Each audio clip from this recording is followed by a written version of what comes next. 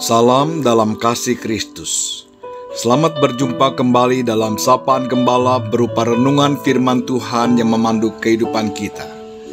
Sapaan Gembala kali ini bertema Jagalah hatimu dengan segala kewaspadaan, yang didasarkan pada Amsal 4 ayat 23. Jagalah hatimu dengan segala kewaspadaan, karena dari situlah terpancar kehidupan. Alkitab banyak bicara tentang hati. Hati adalah bagian yang terpenting dalam kehidupan manusia, sebab di dalamnya tersimpan pemikiran, emosi, serta keinginan. Dapat dikatakan segala sesuatu bermula dari hati.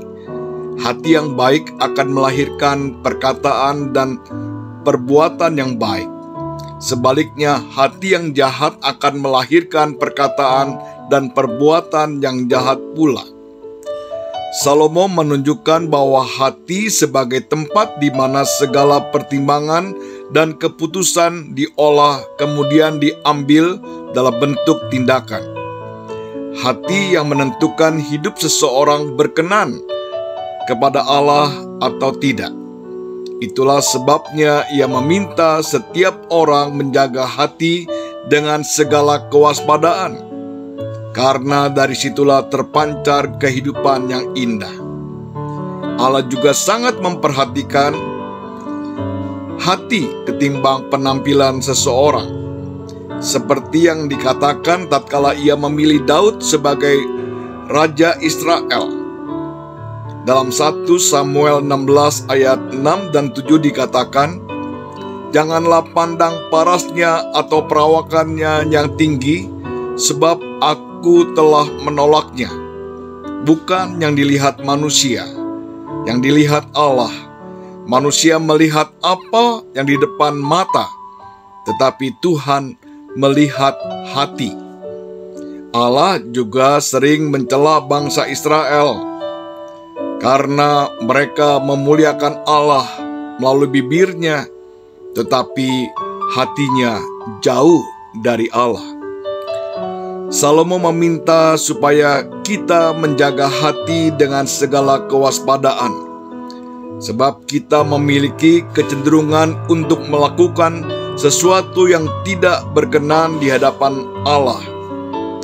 Kalimat "jagalah hatimu dengan segala kewaspadaan" di dalam bahasa aslinya memiliki pengertian seperti orang yang menjaga tawanan di dalam penjara, orang yang selalu dalam keadaan siap siaga menjaga. Demikian pula hati kita selalu dijaga dengan sedemikian rupa, sehingga kehidupan yang Tuhan kehendaki menjadi nyata. Demikian juga dengan Daud dalam Mazmur 139 ayat 23-24, di mana dia berdoa, "Selidikilah aku ya Allah, kenalah hatiku, ujilah aku dan kenalah pikiran-pikiranku.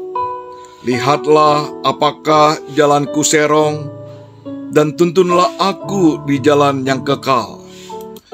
Daud meminta Allah senantiasa memeriksa hatinya.